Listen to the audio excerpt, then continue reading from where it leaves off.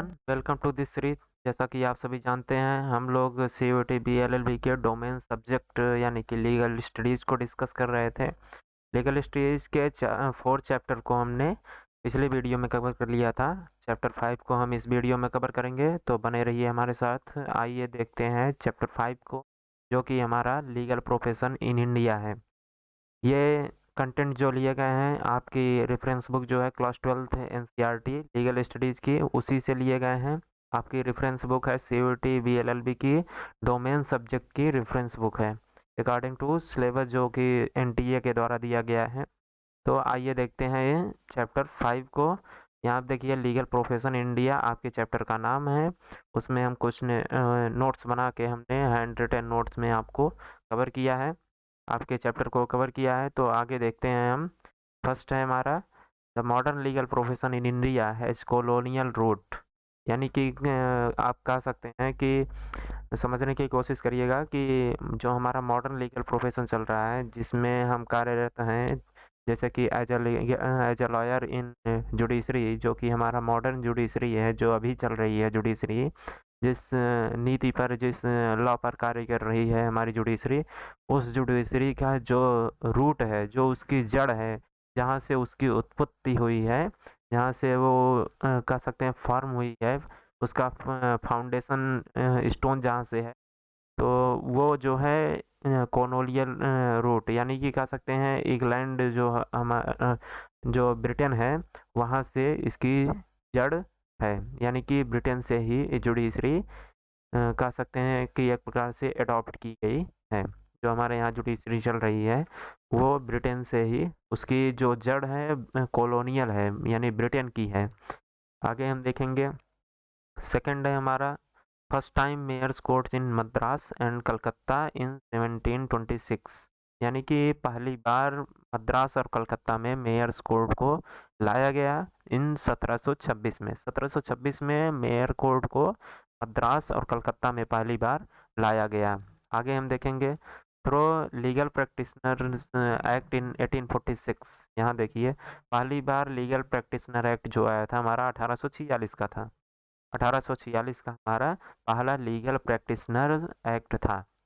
India has allowed in this court, यानी कि जो हमारा मेयर कोर्ट था, जो कि मद्रास और कलकत्ता में 1726 में खोला गया, उसमें जब ब्रिटेन की संसद ने, ब्रिटेन की पार्लियामेंट जो है, उसे उसने जब लीगल प्रैक्टिशनर एक्ट लाया 1846 में, तो उसमें इंडियन को, यानी भारतीयों को अलाउ कर दिया गया। भारतीयों को कोर्ट में आने जाने से, या फिर कह सकते हैं एज अ लॉयर प्रैक्टिस करने से, उन्हें कह सकते हैं कि अलाउ कर दिया गया। यानी कि इंडियन भी लॉयर अब बन सकते हैं। आगे हम देखते हैं, इसी एक्ट का फ़ायदा उठाते हुए हमारे डॉक्टर भीमराव अंबेडकर, महात्मा गांधी, जवाहरलाल नेहरू जैसे बैरिस्टर तैयार हुए थे, और हमारे देश की स्वतंत्रता में उन्होंने बहुत बड़ा योगदान दिया। तो आगे हम देखते हैं, हमारा लीगल प्रोफेशन स्टार्ट फ्रॉम 1726। यानी कि जब हमारा लीगल जो प्रोफेशन है, वो 1726 से ही स्टार्ट हुआ था। जब हमारा मेयर कोर्ट चालू हुआ था, देखिए कनेक्टिविटी को पकड़िए आप। अगर एक टॉपिक को दूसरे टॉपिक के साथ कनेक्ट कर पा रहे हैं, तो आप में समझ लीजिए कि 50% जो है आप टॉपिक कैच कर पा रहे हैं। टॉपिक में क्या कहा गया है उसको कैच कर पा रहे हैं, अगर आप कनेक्ट कर पा रहे हैं तो। जैसे कि यहाँ पे देखिए कि लीगल प्रोफेशन जो हमारा स्टार्ट हुआ था 1726 में, तो जब पहली बार हमारा मेयर कोर्ट ही लाया गया, यानी कि हमारे इंडिया में पहली बार कोर्ट को लाया गया, तो जब कोर्ट ही पहली बार आया, तो लीगल प्रोफेशन पहले से थोड़ी ना चलेगा। जब कोर्ट ही बाद में आया, तो जैसे कोर्ट आया वैसे लीगल प्रोफेशन भी आया। कि कोर्ट आकर बना रहा, उसके बाद लीगल प्रोफेशन को बाद में लाया गया, ऐसा तो है नहीं। कोर्ट चार दीवारी घेर दी है, कोर्ट बन गया, तो कोर्ट कब पूर्ण होगा? पूर्णतः कोर्ट कब कहा जाएगा?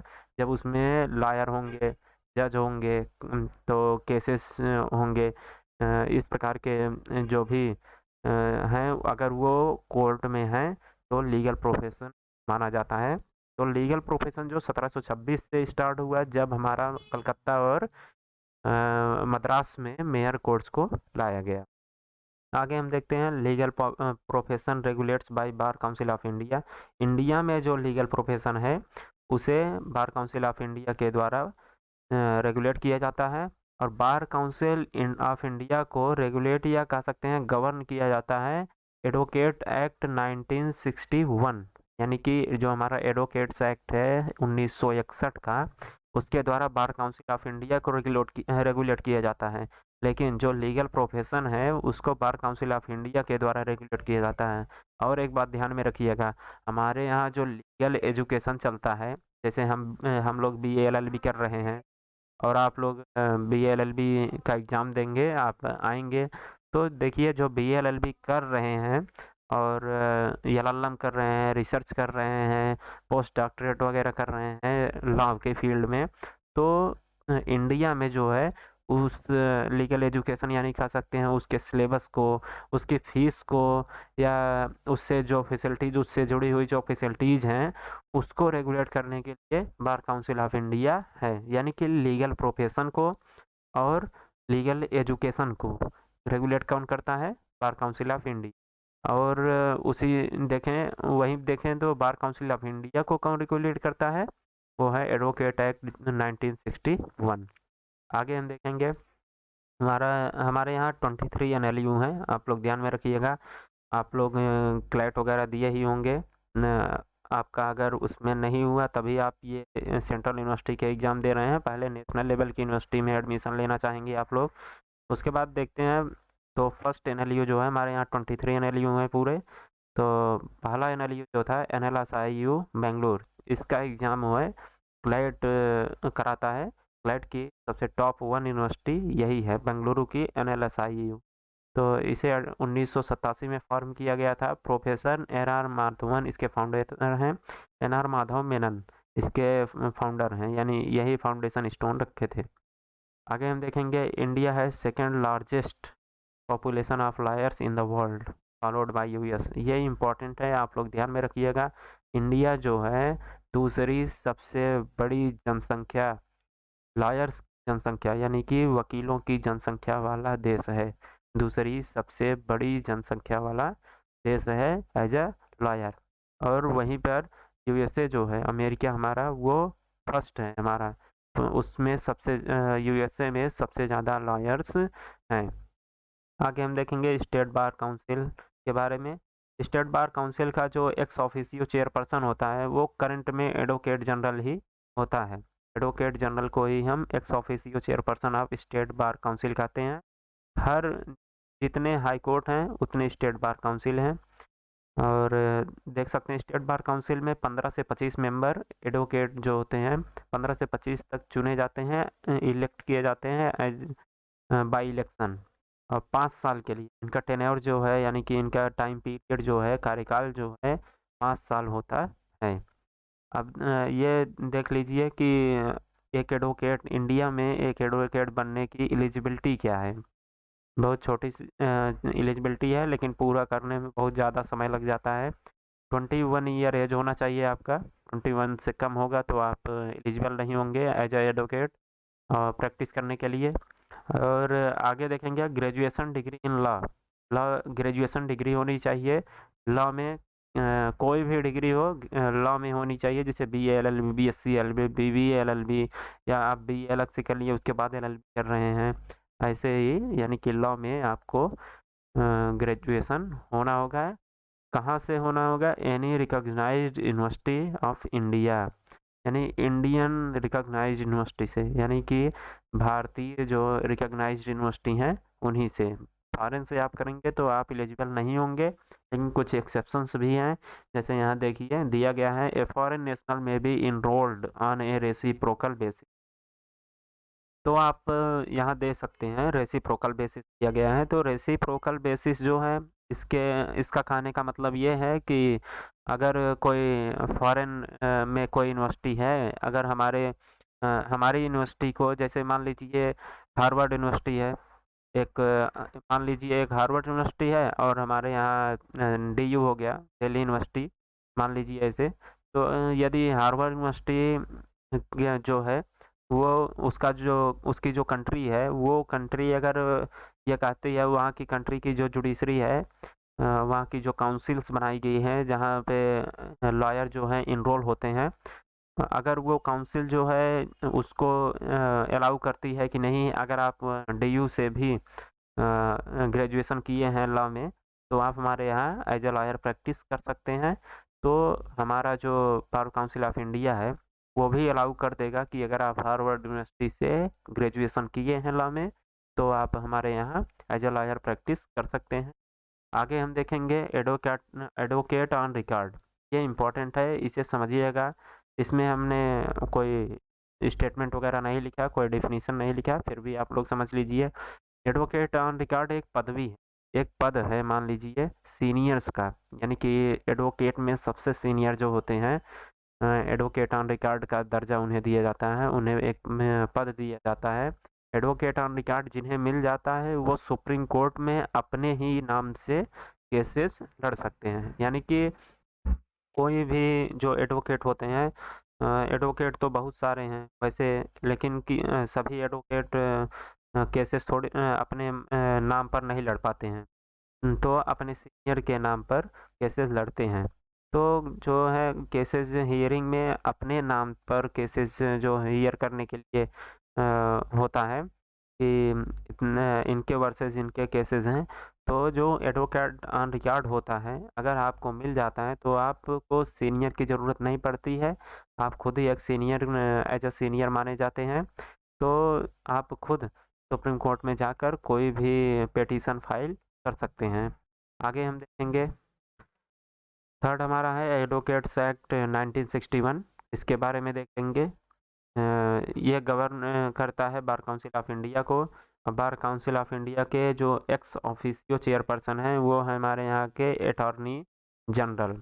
अब आप लोग ध्यान में रखिएगा कि हमारे यहाँ जो है, जब आप पेपर देने जाने लगिएगा तो आपके यहाँ यानी इंडिया के अटॉर्नी जनरल कौन है, सॉलिसिटर जनरल कौन है, इसके अलावा कह सकते हैं बार काउंसिल ऑफ इंडिया का जो है फाउंडेशन स्टोन, जो कह सकते हैं कि कब फाउंड हुआ था, किस एक्ट के द्वारा फाउंड हुआ था, उसका हेडक्वार्टर कहाँ है, यहाँ देखिए न्यू दिल्ली में दिया गया है। ये सब आपको याद होना चाहिए। एक बात और, अटॉर्नी जनरल जो है, आगे हम बताएंगे अगली वीडियो में, अटॉर्नी जनरल का अपॉइंटमेंट किस एक्ट के तहत होता है, या कह सकते हैं या फिर कह सकते हैं कि किस आर्टिकल के तहत होता है। आर्टिकल 76 है, इसे आप ध्यान में रखिएगा, बहुत ही इम्पोर्टेंट है आपके पेपर के लिए कि अटॉर्नी जनरल का अपॉइंटमेंट जो है वो किस आर्टिकल के तहत होता है। तो आर्टिकल 76 है। आगे हम आने वाली वीडियो में बताएंगे कि अटॉर्नी जनरल का अपॉइंटमेंट, उसके बारे में सब कुछ हम बताएंगे। अभी आप इतना देखिए, आपके अगले चैप्टर में वो है। तो आगे हम देखेंगे, फोर्थ है हमारा duties and responsibility of an advocate. यानी कि एक एडवोकेट जो कि इनरोल है बार काउंसिल ऑफ इंडिया में, उसकी ड्यूटी क्या होती है, उसकी रिस्पॉन्सिबिलिटीज़ क्या क्या होती हैं, यहाँ हम देखेंगे। तो फर्स्ट है हमारा, उसकी फर्स्ट ड्यूटी क्या होती है, एक डिग्निफाइड मैनर में कार्य करें। यानी कि कार्य करने का एक डिग्निफाइड मैनर होना चाहिए, लुंज पुंज आदमी नहीं होना चाहिए, मतलब आलसी टाइप का ना हो, कोई भी कहीं भी बिना देखे सिग्नेचर कर रहा है, कहीं भी आ जा रहा है। तो एक डिग्निफाइड मैनर में एक्ट उन्हें करना होता है जो कि इनरोल होते हैं बार काउंसिल ऑफ इंडिया। सेकंड हमारा होगा कि उन्हें रिस्पेक्ट करना होगा कोर्ट की रिस्पेक्ट करनी होगी उन्हें। आगे हम देखेंगे, not to communicate with a जज इन अ प्राइवेट मैटर। यानी कि किसी भी प्राइवेट मैटर में कोई भी जो एडवोकेट हैं इनरोल हैं बार काउंसिल ऑफ इंडिया में, वो किसी भी प्राइवेट मैटर पर जज से बात नहीं कर सकते हैं, कम्युनिकेट नहीं कर सकते हैं।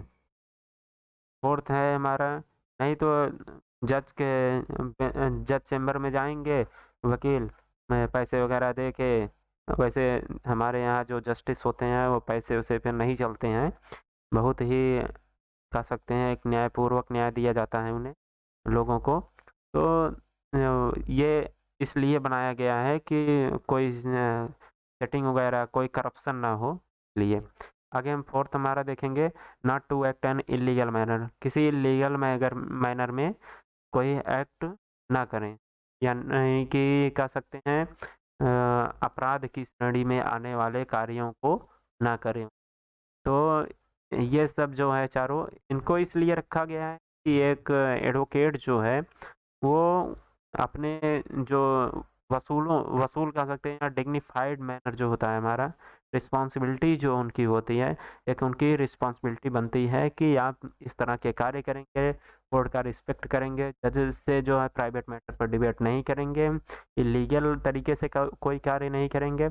यही सब उनके ड्यूटीज़ हैं, रिस्पॉन्सिबिलिटीज़ हैं। तो आगे देखते हैं हम, एडवर्टाइजिंग बाय लायर। ये टॉपिक इम्पोर्टेंट है, आप लोग ध्यान में रखिएगा, ये भी टॉपिक इम्पोर्टेंट है, ड्यूटीज़ और रिस्पॉन्सिबिलिटी जो है इनकी। आगे हम देख रहे थे एडवर्टाइजिंग बाय लायर, तो ये बहुत ही इम्पोर्टेंट है। तो यहाँ देखिए, इंडिया में एडवर्टाइजिंग जो है लॉयर्स लॉयर्स की एडवर्टाइजिंग जो है इंडिया में, वो स्ट्रिक्टली रेस्ट्रिक्ट कर दी गई, यानी रोक दी गई है कि आप जो है एडवर्टाइज नहीं कर सकते हैं। एडवर्टाइज कर सकते हैं तो कुछ एक्सेप्शन है, क्या क्या दे सकते हैं, क्या नहीं दे सकते हैं अपने बारे में, तो आगे हम देखेंगे। लेकिन यहाँ जानिए कि इंडिया में एडवर्टाइजमेंट जो है लॉयर्स की, वो प्रोहिबिट की गई है बार काउंसिल ऑफ इंडिया के द्वारा, बार काउंसिल ऑफ इंडिया के द्वारा रिस्ट्रिक्ट कर दी गई है। आगे हम देखते हैं, सिक्स नंबर है हमारा, सिक्स है, एन एडवोकेट इज प्रोहिबिटेड, यानी कि एक एडवोकेट जो है क्या क्या नहीं कर सकता है, यानी कि अगर आप बार काउंसिल ऑफ इंडिया में इनरोल हो गए तो आप क्या क्या नहीं कर सकते हैं, इसके बारे में बताया गया है यहाँ पे। यहाँ पहला है एडवर्टाइजमेंट, यानी कि आप अपना एडवर्टाइज नहीं करा सकते हैं एज ए लॉयर, कि हम एक लॉयर हैं, अगर आपको ज़रूरत हो तो आप आइए और हमें केसेस दीजिए और हम आपको केसेस जिताएंगे।